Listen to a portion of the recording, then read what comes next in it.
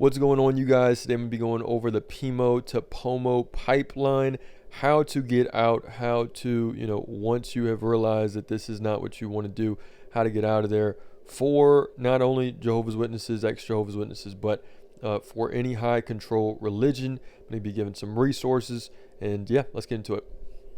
So this diagram is, I'm not religious anymore. Should I tell people? And specifically for the Jehovah's Witnesses, I want you guys to pay attention more or less to the yellow boxes. I mean, this video is specifically for Jehovah's Witnesses, but just in case anyone who is out of a high religion and still just wants help regardless, I think there's still some useful information in here.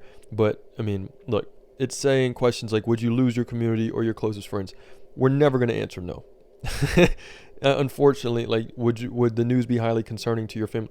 Yes, always. Like so pay attention to the yellow boxes, because these give sort of things to think about, to maybe just help you get some gears spinning, to say, hey, let me start looking and researching these different things, right?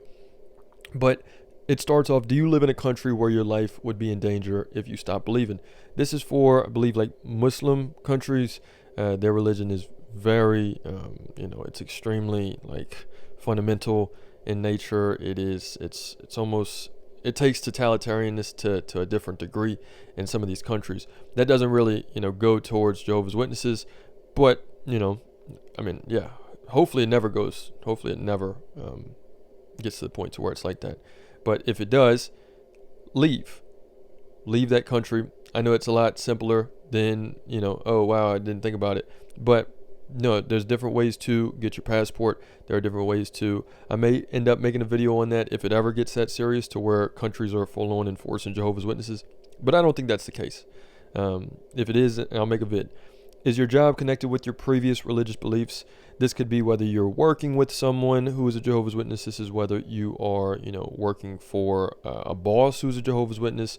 Regardless, if there's a Jehovah's Witness at your work that this could end up being a problem for you, right? It could.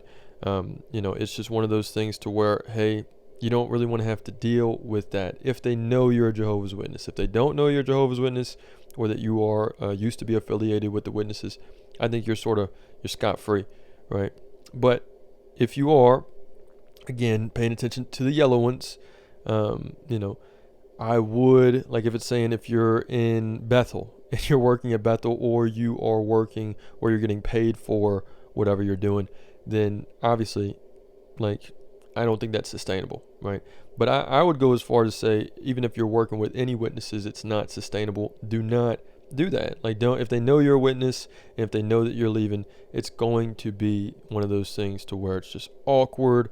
It's going to be, I mean, I'm not saying that you always have to leave, but I mean, if your boss is a Jehovah's Witness, look for a new job, right? Look for a new job. I will make a video concerning the best jobs to look into as a Jehovah's Witness, just different things that will give you the skills necessary to, like, actually take care of yourself.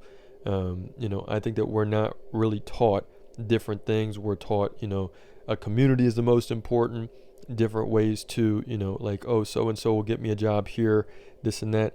But I do believe there are some core fundamental skills that they don't even teach you that in business school, right? But there are some fundamental skills that it'll be beneficial for you to know. This one, are you financially dependent on someone who would withhold money if they knew you didn't believe anymore? This one can be a little bit, if you start to say for instance, if you're like 17 and you want to become POMO, and you want to say, hey, I am going to disassociate myself.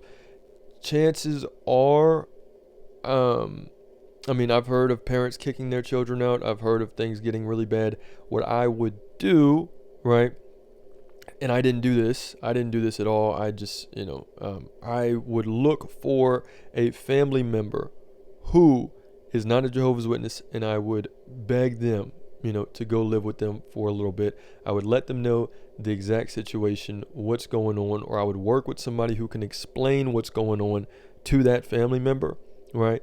Because, I'm still talking to family members today, and I'm like, did you know that they were doing this? And they're like, no, why didn't you tell me that? And I'm like, I was still processed. I was, 16 years old. What the fuck? Like, how am I supposed to know what's, What do I know, right? Besides just trying to survive at that point.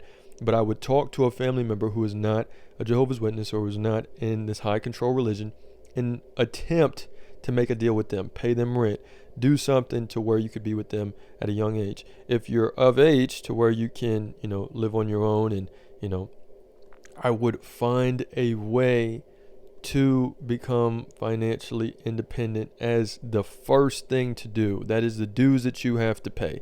If there are any type of dues that you have to pay for quote unquote freedom, it would be to become financially independent. And that is not like getting $1 million. That's not doing anything. That is finding a cheap place to live, a very cheap place to live. Birmingham, right now, Birmingham, Alabama, the South is a very cheap place to live. There's a lot of places to live to where it's like $607 a month in rent, right? Those are good places to live, like very cheap places to live. They may not be the best. They, for any type of reason, they may not look pretty, but it is a place to where you can get a job to support yourself. You can either, and again, I'll make a video on the best jobs to look for, the best jobs to get to, really be on your feet. Would the news be high? Yeah, right. So this part, again, whoever made this, they mean well. It's for high control religions, but, I don't want to even read it because it's sort of like a slap in the face. Obviously, if you don't want to lose these relationships, it is saying that, joining online communities and, starting to create something out of that, another support system that is not your family, that will help you sort of get your grounding to where you can eventually, say more and more and more. I couldn't completely come clean to my parents until I got a lot of space in between them, until I was, on my own, and I was able to like let them know what I felt, right? And even now, I still, it is the more space, the better that I can find myself and say what I actually want, right? So I always say, I think that goes forever, right? If you're not wanting to in those relationships, then do that. But if you're okay with that, then right, it's saying look for ways to tactfully reveal your true thoughts, right? I think that that's a great way to go about it. I think that working with, a counselor, not between you and the family member, but maybe you and a counselor that can give you, just a reflective board for you to find your true thoughts, right? I think it's important because I'm reading that. What are my true thoughts? I don't know my true thoughts. What do I feel? Right. So you have to go and you find that within these new groups. I think that, you find that in these different communities that you join, you start to see what really sticks with you. What's good is good for you. That's something that's always been helpful. If your home is too hostile, leave. Again, this is where financially it comes in handy. You have to find you a place to leave, right? And again, there are a lot of cheap places to live, and to me, this has no budget. Your freedom has no budget. You have to be able to go, and you have to be able to, experience life on the other side of things, right?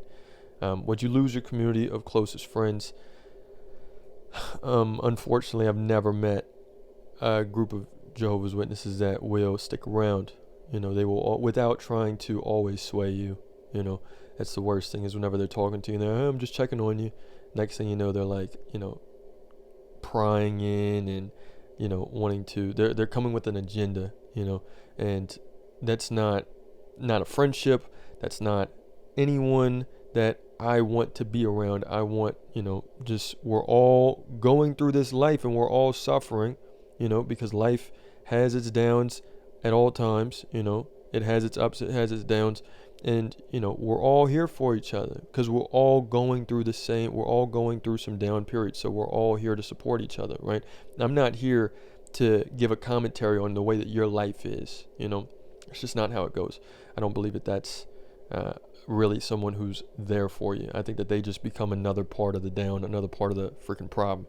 But yeah, so I think that, again, believers in your life, if the believers in your life reject you, you will have other friends to talk to. I think it's important. Again, I'll make videos regarding almost each of these, like the cheapest place to live for, like to go and find yourself, the best ways to support yourself, the best ways to find a social circle. I'll address all these in a separate vid, but yeah, that was one. This is one diagram that I think definitely has me thinking and has me just riffing different things that I was more or less in a fight or flight whenever I was in it. So now a little bit removed, this would have saved me, at least made me think and given me some options and it not be so fucking hopeless. But yeah, this is the only diagram I'm going to show. I was looking at the other diagram. It's not as good as what I was thinking. But yeah, I will, leave this link in the bio and in the description. And yeah, I hope that this was, if anything, I hope that it just makes it a little less impossible to go from PIMO to POMO.